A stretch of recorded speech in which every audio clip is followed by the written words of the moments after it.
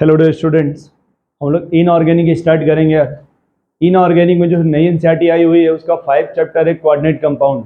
जो 5th chapter है उसका नेम है यार कोऑर्डिनेट कंपाउंड, है ना। कोऑर्डिनेट कोऑर्डिनेट कंपाउंड, है ना। यहाँ पे देखो अभी चैप्टर में दो टर्म है यार, एक लिखा हुआ है कोऑर्डिनेट और दूसरा लिखा हुआ है कंपाउंड, है ना। यदि कंपाउंड को देखा जाए ना, कंपाउंड को, तो कंपाउंड को अगर क्लासिफिकेशन किया जाए on the basis of chemical property, on the basis of chemical property, इसको 3 बार क्लासिफाई कर सकते हो आप, एसिड, बेस एंड साल्ट। इसको 3 भाग में आप क्लासिफाई कर सकते हो, acid, base and salt. Acid, base and salt, है ना। अब देखो यहाँ पे यार एसिड क्या होता है, एसिड किसको कहते हैं आप, जो H प्लस आयन दे देगा। बेस क्या है, जो H माइनस दे देगा। और दोनों को अगर कंबाइन कर दिया तो क्या बन जाएगा आपका, नहीं है, वाटर। तो यदि एसिड H प्लस आयन देगा तो उस एसिड के पास आप सोचो अपने मन से यार, तो अगर वो H प्लस है तो इसके पास कोई दूसरा एनायन होगा, मान लो A निगेटिव। ये बेस पे निगेटिव है तो इसके पास कोई कटायन होगा। अब ये बेस का कटायन एसिड का एनायन अगर कंबाइन होगा तो ये मान लो Ba बन जाएगा, जिसको आप क्या बोल सकते हैं, सॉल्ट।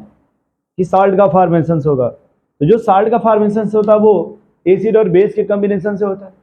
कि एसिड और बेस का अगर कॉम्बिनेशन करा दिया जाए तो साल्ट का फॉर्मेशन होगा। अब यहाँ पे यार देखो, जो साल्ट है ना, यहाँ पे इसी साल्ट को मैं यहाँ पढ़ना है यार।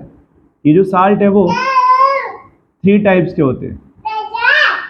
ये जो साल्ट है वो 3 टाइप का होता है। एक को बोल सकते हो आप सिंपल साल्ट, सिंपल साल्ट। दूसरे को बोलते हैं डबल साल्ट। और तीसरा होता है complex salt. Simple salt, double salt और तीसरा होता है आपका कॉम्प्लेक्स साल्ट।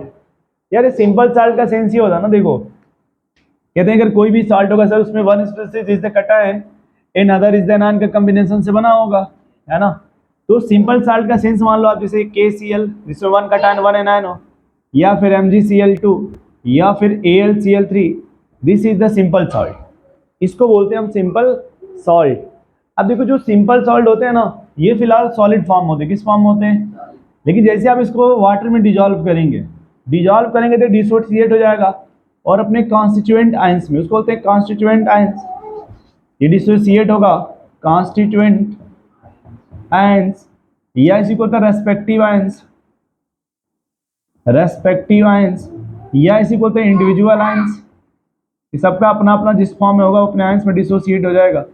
और जो भी आयंस होते हैं ना यार, ये अपना टेस्ट शो करते हैं। ये क्या शो करते हैं, टेस्ट। कहते हैं कि जो सिंपल साल्ट हो ना, सिंपल साल्ट वो लूज करता है, लूज आइडेंटिटी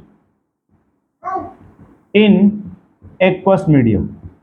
जैसे आप उसको वाटर में डिजॉल्व करेंगे, सिंपल साल्ट अपनी आइडेंटिटी को लूज कर देता है और वो सिंपल फॉर्म में डिसोसिएट हो जाता है।